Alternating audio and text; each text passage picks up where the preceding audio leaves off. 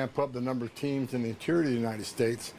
So we're building that teams now. We're going to increase the teams going out. They're coming from various agencies, right? We got about 14,000 officers within ICE between ERO and HSI. We want to pull more of them into this event. Plus, we got other federal agencies. You know, President Trump has all the government on this, so we got ATF, DEA, U.S. Marshals. You know, we got all the DOJ law enforcement entities, plus the State Department. So we're bringing law enforcement officials from all the federal agencies in.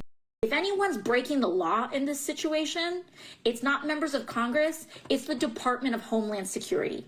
It's people like Tom Homan and Secretary Kristi Noem. You lay a finger on someone, on Representative Bonnie Watson Coleman, on Representative or any of the representatives that were there, you lay a finger on them, we are going to have a problem. What's your response, Mr. Homan? First of all, you can't intimidate me. Come on, give me a break. You know, I was enforcing him. I was wearing a green uniform Border Patrol agent for 5 years before she was even born. I had more than 3 decades enforcing immigration law before she became a member of Congress. I worked for 6 presidents. I've seen policies, I've seen hundreds of policies. Some worked, some didn't. But you can't deny the success of the Trump administration when it comes to border security. Again, the most secure border in the history of this nation. And I said from day one, and she knows this, you can not support ICE, shame on you. You can support sanctuary cities, shame on you. But you can't cross the line. You can't knowingly impede ICE law enforcement officers. That is a felony. You can't harbor and conceal, knowingly harbor and conceal an illegal alien from ICE.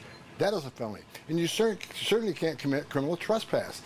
You know, and as far as New York, her district, this administration has done more to protect her district than she has. The number of criminal aliens we took off the streets of New York made her community much safer. She ought to be thanking the members of this administration, the men and women of ICE, who protect this country and make her community safer. So, you know, it's politics over public safety. It's just ridiculous. She ought to love her community more than she hates Trump, because we're doing a lot to protect her community. For the life of me, I can't understand the appeal of AOC. Right? I don't think she's ready to be president, honestly. Maybe she can be a senator. Maybe she could be a senator in 2028. But I don't think she's president material, right? Because the lashing that Tom Homan just gave her in that intro, I had to play it. I had to lead into this video with that clip. And this is some of the problems that holds the Democrats back, is that they can't know, they don't understand what they're pushing for doesn't work. And they're not bringing up any new solutions to the table. They're not acknowledging the faults of their approaches or their comprehensive border plan. And this is why Kamala Harris lost the election too. It's because all the fluff, all this little moralizing, it means nothing. It's all nothing but a show. It's all nothing but politics, as he pointed out. Because when Tom Homan can sit here and say, hey, I'm doing things more in the interest of your own district, your own district safety than you are doing, right? It's hard to stand against that. As you can see from the intro, Donald Trump and ICE are cracking, they're pushing more for mass deportations. They're pulling all these law enforcement agencies to help out ICE with their mass deportation. And you've seen it time and time again. Democrats believe that they're somehow above the law. They believe they can do things that normal people can't do, right? You got Democrat judges trying to claim immunity for helping illegals escape from the clutches of ICE. Make it make sense. This is why I say, America, these people, AOC, this is why I say AOC is doing more to push people to Republicans than a Republican can ever do. It's because she is actively doing something in the interest of her party over the interest of the American people. And she's the poster child of everything wrong with the direction that the Democratic Party is going into. But you know, I digress. I don't want this to be too much of a long video, but this is a problem that progressives and Democrats have that they can't seem to shake. And this is why they're losing young men. It's because they're not making logical sense. They're making all these excuses. They're making all these they're making all these denials, right? They're just denying everything. Deny, plausible deniability. And that kind of framing, it gets frustrating to deal with. And this is why I think the Democratic Party, their approval ratings, Their popularity is at an all-time low. But without further ado, let's get into this interview where White House correspondent chief debates, which is Tasha Burns. They're going to talk about the designation of MS-13. And look how the reporter goes into this. And this is why I say the liberal media is a very biased institution. You got CNN here, like Jake Tapper, trying to tell Tom Homan, hey, illegal immigrants are scared because of ICE. What do you say to people who say that this immigration crackdown is also creating, in addition to doing what you want it to do, it's also creating an atmosphere of fear among people who are in the United States legally? Well, look, we're sending a message. It's not okay to enter this country legally. It is a crime. It's not okay to be in this country legally. It's not okay to hire an illegal alien because you're simply undercutting your competition who hires U.S. citizens. So it's not okay to be in this country legally. But President Trump's been, from the beginning, concentrating on public safety threats and national security threats. We don't deport U.S. citizens. If you're a resident alien, you're here on a green card, you have certain rules when you get the resident alien card. You got to obey those rules. You can't violate the law because even resident aliens can be deported if they commit certain felonies or many misdemeanors. There's laws on the books which every resident alien who gets a green card knows what those rules are. So it's a great honor to be in this country, whether it's on a visa or whether you have a green card. Simply follow the rules and don't break the law and you'll be just fine. Liberals are a joke. Like the day they made common sense right wing was the day this party was on its way to the decline, right? Like it makes perfect sense. Like even American citizens know this. Consequences for your actions. Hey, you crossing boundaries. If you cross someone else's boundaries and people enforce their boundary, you can't get mad at the individual. But for some reason, we're supposed to take all this pity and all this empathy for these foreigners. It's starting. I think this is one of the main reasons I can't even entertain the dribble that comes out of these people's mouths. So let's take a look at this segment, this little interview that's going on.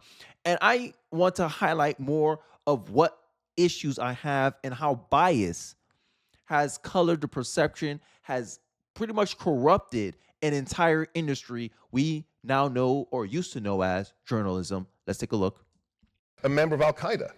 If you're a member of Al-Qaeda, you're a terrorist. How do you know if they're members of these gangs? What I'm saying You mean is, the tattoos MS-13 on our knuckles doesn't, Well, right? That doesn't help it. those Do you have tattoos of Al-Qaeda? the tattoo on did not say your wrist? MS-13. I don't want to get into that. Oh, of course it does. It's just accidents that the four symbols represent the letters MS. See, this is why Politico is a joke. This is why you are gutter press and fake news. That those four symbols that just happen to comport with the letters MS and the numbers 13 don't, in this case, represent MS-13. You're sitting here live defending a member of MS-13. That's why I regret coming here, because this isn't journalism. This is protecting those who hate America. Shame on you. We are saving lives.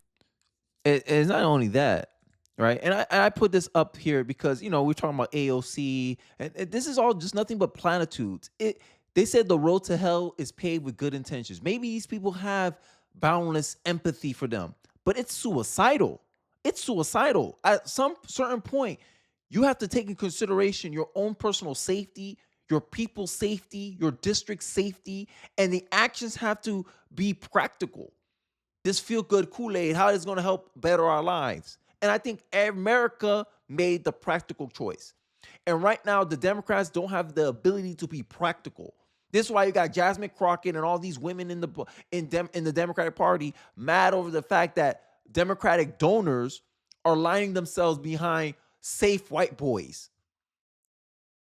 Probably Gavin Newsom. Because of the fact that people are tired of the identity politics. No one cares about the identity of the politician. They care about the outcomes the politician will produce. But, you know, I digress. Let's continue with this because this is shame on journalism. I told you numerous times on this channel, journalism has become activism in the eyes of left-wing people. This industry, this journalism industry, is the most left-wing profession in the world. And instead of confronting their own bias, they downplay it, they ignore it, they deny. But hey, you may be able to deny reality, but you can't deny the consequences of reality. And this is one of the reasons why liberal media, liberal news media is hollowing out. Why they constantly lose viewerships, They constantly lose engagement. They constantly lose money because day by day, month by month, election by election, people are starting to realize this statement that I've been saying a long time on this channel. People will rather trust the internet more than the TV. And no matter how much these journalists, these left-wing people, these Democrats slander the internet, saying it's filled with misinformation and all this crap, the biggest place to get misinformation is from the television. You're just mad that the misinformation doesn't benefit the Democratic Party, liberal institution known as journalism. But I digress. Let's wrap up the video. Sir. Saving lives. How about Maryland fathers compared to Maryland mothers? Like Rachel Marin, mother of 5, raped and murdered and thrown in a ditch. How about Jocelyn Nungare, age 12, raped a mile from her home and thrown in a ditch? It's strange that Politico doesn't do articles about her, that mother, or that 12-year-old girl. Why is that? Why is the MS-13 guy with the knuckle tattoos more important in terms of due process than the lives of 12-year-old girls brutally raped? It's weird that the priorities shift to defending the member of an FTO, but not the children and the women. Dan Crenshaw told me a story once of a 16-year-old girl who was smuggled across this border. The parents paid $5,000 for her to live in America, the land of milk and honey. She ended up locked in a room in New York, raped by more than a dozen men every day for 18 months until she escaped. She went to Dan Crenshaw's office, and I'm no friend of Dan Crenshaw's, okay? He's still got TDS. And that girl said to him, please, close the border so another girl doesn't have to be raped by 12 strange men every day for 18 months. It's strange that Politico doesn't cover those stories. Could you tell me why? We have covered. No, you haven't. You have not covered those stories. I'd like to see the Jocelyn Nungare, Rachel Marin stories in comparison to the Russia collusion garbage. And this is where the media gets themselves in trouble, right? Narrative machine. They only want you to focus on a particular narrative, and it has to be narratives that coincide with their worldview, their perspective, what they want done in reality. This is the biggest problem. This is why I said liberal media, liberal bias is destroying journalism. And the only way I think journalism can get its credibility back is if it starts instituting processes in which it checks its own bias in its analysis. Either they grow in more diversity of thought in that industry. And I think that's what's holding a lot of these institutions back, is that they don't have enough diversity of thought. And I think this is why they fall into the same traps that they always fall into, why they always fall into the same narratives and tribalistic framings as their preferred party. Because they can't let Trump win. They have Trump derangement syndrome. Anti-Trumpism, they just have blind anti-Trumpism. And they just want to hold on to information. They want to cast a perception, a narrative that validates their feelings. And this is what's wrong with the Democratic Party, the legacy media, and liberal Democratic voters as a whole.